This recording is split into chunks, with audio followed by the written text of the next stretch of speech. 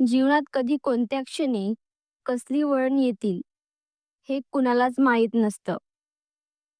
पण ती वळण आपल्याला मोडून टाकतात की घडवतात हे आपल्या निर्णयावर अवलंबून असतं. ही आहे एका धैर्यवान स्त्रीची खरी कहाणी, ज्यांनी समाजातील रूढी, परंपरा, गरिबी, विधवापण आणि असंख्य अडचणींना हरवून एका झाडूवाल्या स्त्रीपासून असिस्टंट जनरल मॅनेजर पदापर्यंतचा प्रवास पूर्ण केला. ही आहे प्रतीक्षा यांची प्रेरणादायी यात्रा. प्रतीक्षाचं बालपण फारसं सुखकर नव्हतं.